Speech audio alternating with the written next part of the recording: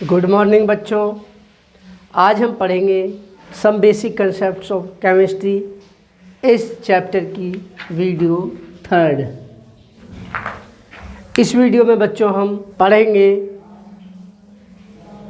यौगिकों से संबंधित कुछ स्पेसिफिक टर्म्स। वीडियो शुरू करने से पहले यदि आप हमारे चैनल पर पहली बार आए हैं और अभी तक चैनल को सब्सक्राइब नहीं किया है तो चैनल को सब्सक्राइब करें और बेल आइकन दबाकर ऑल वाला ऑप्शन चुनें ताकि आपको लेटेस्ट वीडियो के नोटिफिकेशन तुरंत ही मिल जाएं जैसे ही हम एक नया वीडियो अपलोड करते हैं। तो चलिए शुरू करते। तो हेडिंग बना लेंगे some terms related to compounds.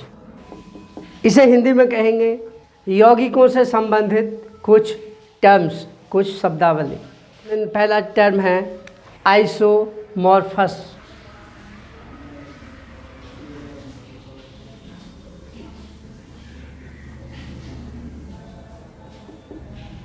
Hindi में कहते हैं इसे समआकृतिक।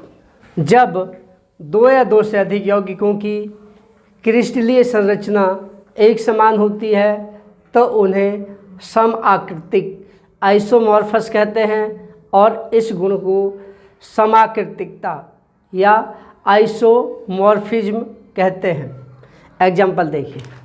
एग्जाम्पल है बच्चों cuprous sulphide and silver sulphide.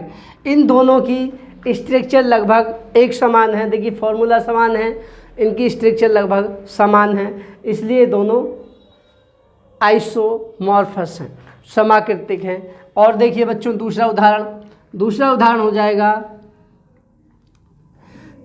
FeSO4 × 7H2O। इसे कहते हैं बच्चों हाइड्रेटेड फेरस सल्फेट या ग्रीन विट्रियोल, हरा कशिश। और दूसरा होता है ZnSO4 × 7H2O, hydrated zinc sulphate या इसी को कहते हैं वाइट विट्रियोल, सफ़ेद कशिश। दोनों आइसोमॉर्फस हैं। देखिए इनका फॉर्मूला लगभग समान है, बिल्कुल इनकी स्ट्रक्चर समान होगी। इसके अलावा एलम्स होती हैं। ऑल एलम्स, सभी फिटकरियाँ जो होती हैं बच्चों वो भी आइसोमॉर्फस होती हैं। देखिए पहला है पोटास फिटकरी, पोटास एलम या पोटास फिटकरी एंड क्रोम एलम, क्रोम फिटकरी। इनके फॉर्मूले देखिए बच्चों। इसका फॉर्मूला होगा पोटास एलम का K2SO4 × Al2SO4 का होल थ्राइस × 24H2O।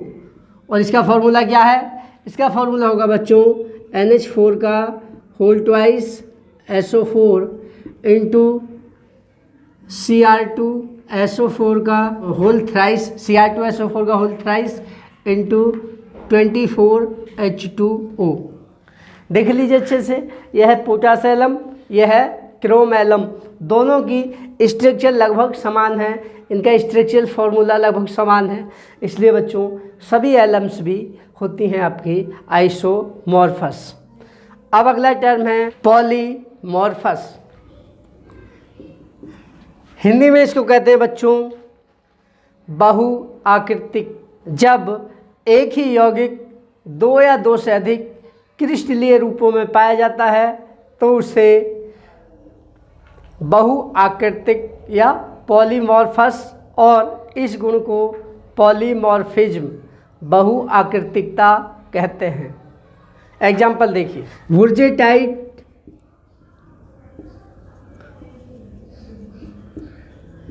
और जिंक ब्लेंड।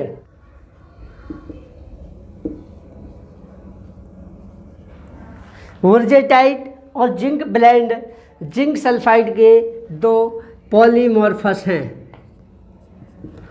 जिंक सल्फाइड दो क्रिस्टलीय रूपों में पाया जाता है बच्चों। एक ही यौगिक है ZnS, ये दो रूपों में पाया जाता है। पहला है वुर्जेटाइट, दूसरा है जिंक ब्लेंड। इनकी जो स्ट्रक्चर है थोड़ी चेंज होती है बच्चों। इनके जो कॉम्बिनेशन हैं, इनके बीच बॉन्डिंग है वो थोड़ी डिफरेंट होती है, इसलिए अलग अलग रूप होते हैं। फिजिकली थोड़े डिफरेंट होते हैं दोनों। फॉर्मूला एक ही है, केमिकली समान है, लेकिन फिजिकली भौतिक रूप से दोनों अलग अलग होंगे बच्चों।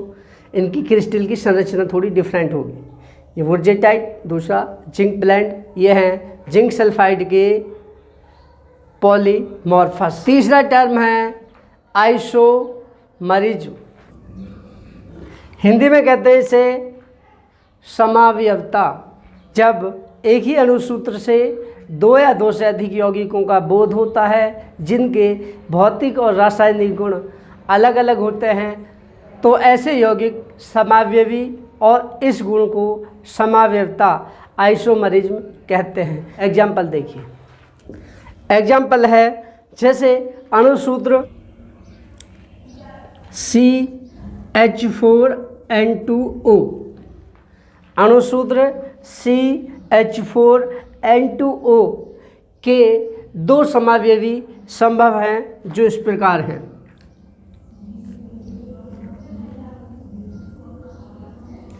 देखिए, पहला समावयवी होगा NH4CNO, इसका नाम है अमोनियम साइनेट, इसका नाम है अमोनियम साइनेट NH4CNO। और दूसरा है NH2CONH2, इसका नाम है यूरिया। अणुसूत्र एक ही है CH4N2O, देखिए N के दो, C H के चार, O का एक। इसी तरह से N के दो, H के चार, C और O, ये अमोनियम साइनेट, ये यूरिया। ये दोनों अमोनियम साइनेट और यूरिया इस अणुसूत्र के दो समावयवी हैं। इसी प्रकार बच्चों समावयवता ऑर्गेनिक कंपाउंड्स कार्बनिक यौगिकों में बहुत अधिक पाई जाती है। एक उदाहरण और देखिए, अणुसूत्र C2H6O, C2H6O के भी दो समावयवी होंगे। देखिए कौन कौन से होंगे। पहला समावयवी होगा C2H5OH, इसको आप जानते हैं, इसका नाम होता है एथिल अल्कोहल। और दूसरा समावयवी होगा CH3OCH3, इसका नाम है एथिल अल्कोहल, इसका नाम है डाई मैथिल ईथर। एक ही अणुसूत्र है लेकिन दो अलग अलग यौगिक हैं, ये अल्कोहल है, ये ईथर है। इनके भौतिक और रासायनिक गुण दोनों के अलग होंगे। तो बच्चों ये गुण कहलाता है आइसोमरिज्म, समावयवता। चौथा टर्म है एलोट्रोप्स,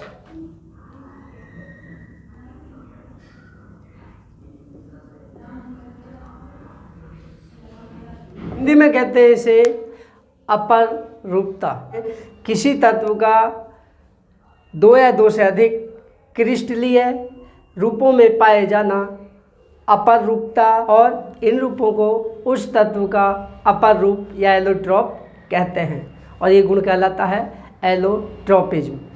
अपर रूप तत्वों में उनकी भौतिक अवस्था समान होती है, लेकिन उनकी स्ट्रक्चर में अंतर ताप, दाब और उनके परस्पर परमाणुओं के परस्पर जुड़ने के कारण पाया जाता है।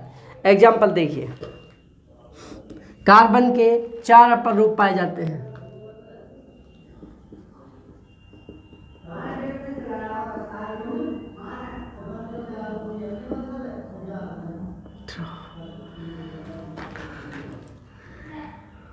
कार्बन के 4 एलोट्रोप्स होते हैं।